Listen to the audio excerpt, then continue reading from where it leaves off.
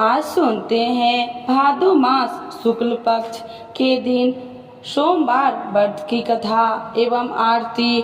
तो एक बार बोलिए प्रेम से शिव जी की जय, माता पार्वती की जय, गौरी पुत्र गणेश भगवान की जय। नमः शिवाय ओम नमः शिवाय, हरि हरि भोले नमः शिवाय, नमः शिवाय ओम नमः शिवाय, हरि हरि भोले नमः शिवाय।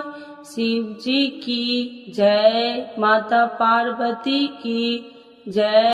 आइए भक्तों, आज सुनते हैं सोमवार व्रत की कथा एवं आरती। समय की बात है, किसी नगर में एक साहूकार रहता था। उसके घर में धन की कोई कमी नहीं थी, लेकिन उसकी कोई संतान नहीं थी। इस कारण वह बहुत दुखी था। पुत्र प्राप्ति के लिए वह प्रत्येक सोमवार को व्रत रखता और पूरी श्रद्धा के साथ शिव मंदिर जाकर भगवान शिव और माता पार्वती जी की पूजा करता था। उसकी भक्ति देखकर एक दिन माँ पार्वती प्रसन्न हो गई और भगवान शिव से उस साहूकार की मनोकामना पूर्ण करने का आग्रह किया। पार्वती जी की इच्छा सुनकर भगवान शिव ने कहा कि हे पार्वती, इस संसार में हर प्राणी को उसके कर्मों का फल मिलता है और जिसके भाग्य में जो हो उसे भोगना ही पड़ता है।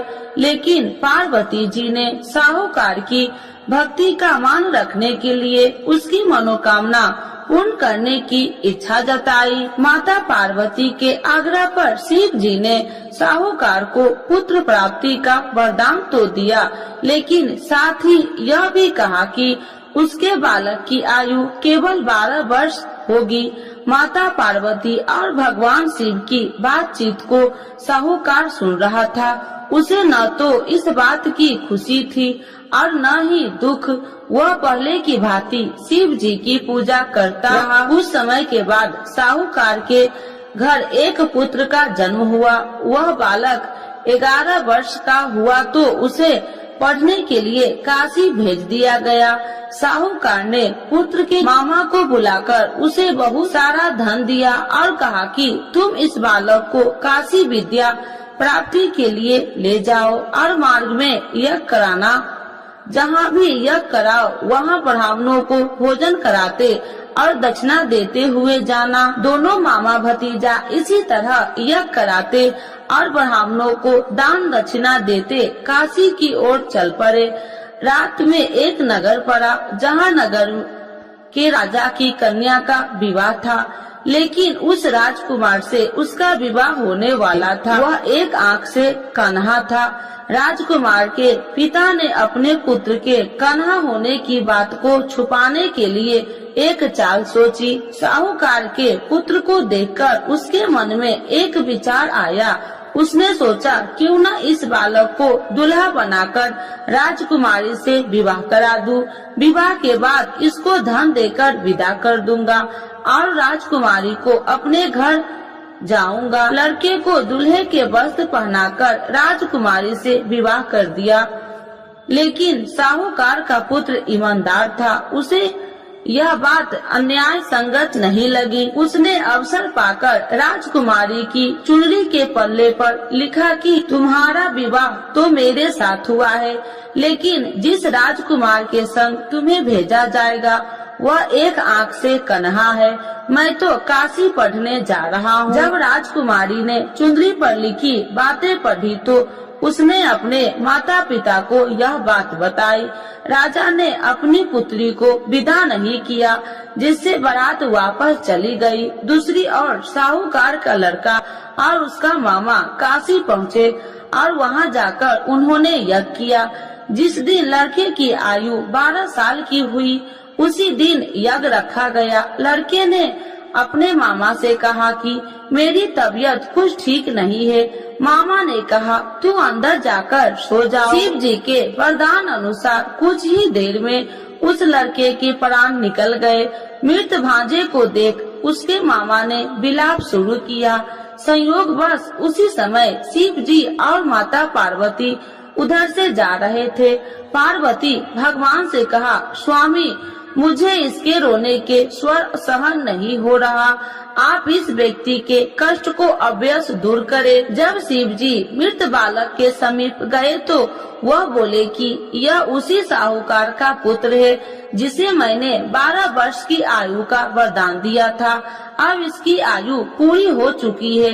लेकिन मातृभाव से विभोर माता पार्वती ने कहा कि हे महादेव, आप इस बालक को और आयु देने की कृपा करें, अन्यथा इसके वियोग से इसके माता पिता भी तड़प तड़प कर मर जाएंगे। माता पार्वती के आग्रह पर भगवान शिव ने उस लड़के को जीवित होने का वरदान दिया। शिव जी की कृपा से वह लड़का जीवित हो गया। शिक्षा समाप्त करके लड़का मामा के साथ अपने नगर की ओर चल दिया।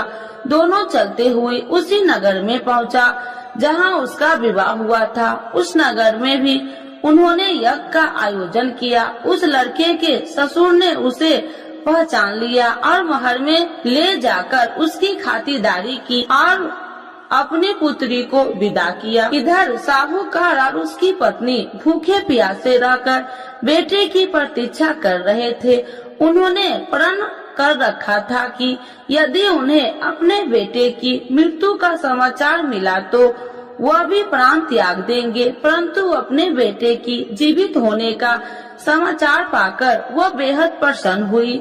उसी रात भगवान शिव ने व्यापारी के स्वप्न में आकर कहा, हे श्रेष्ठ, मैंने तेरे सोमवार के व्रत करने और व्रत कथा सुनने से प्रसन्न होकर तेरे पुत्र की लंबी आयु प्रदान की है। इसी प्रकार जो कोई सोमवार व्रत करता है या कथा सुनता है और पढ़ता है, उसके सभी दुख दूर होते हैं और समस्त मनोकामनाएं पूर्ण होते हैं। तो एक बार बोलिए प्रेम से शिव जी की जय, माता पार्वती की जय। आरती शिव जी की। ओम जय शिव ओमकारा, स्वामी जय शिव ओमकारा, ब्रह्मा विष्णु सदा शिव अर्धांगी धारा।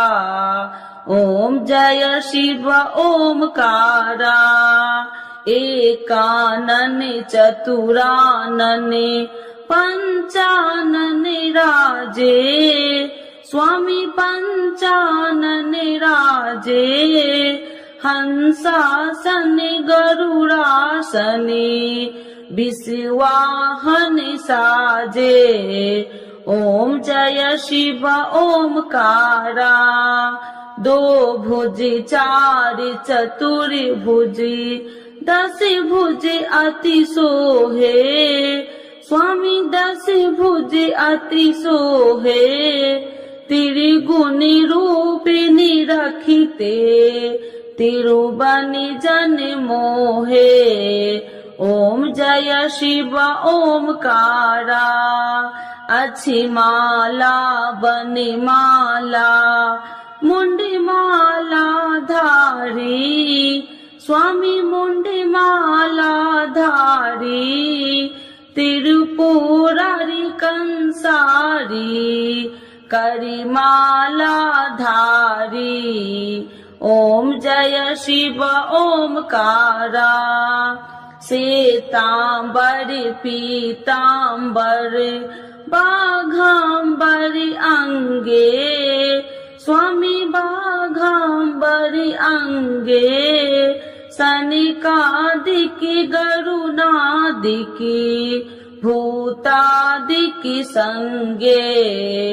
ओम जय शिव ओमकारा, करके मध्य कमंडल, चक्र त्रिशूलधारी, स्वामी चक्र त्रिशूलधारी, सुखकारी दुखिहारी, जग पालनकारी।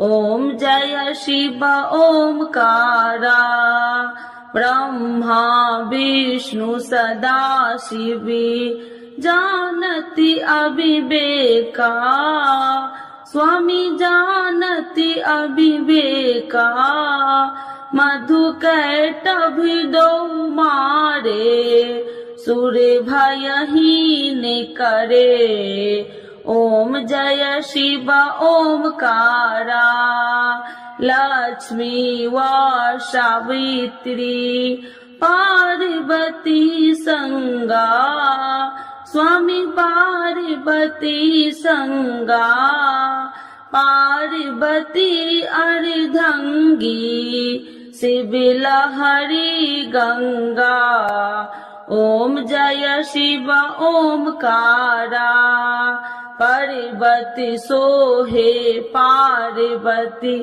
शंकर कैलासा, स्वामी शंकर कैलासा, भांगे धतूर का भोजन भस्मी में बसा, ओम जय शिव ओमकारा, जटा में गंगा बहती है, गले मुंडन माला, स्वामी गले मुंडन माला, शेष नागी लिपटावती, ओढ़ते मिर्ग छाला, ओम जय शिव ओमकारा, काशी में विराजे विश्वनाथी नंदी ब्रह्मचारी, स्वामी नंदी ब्रह्मचारी,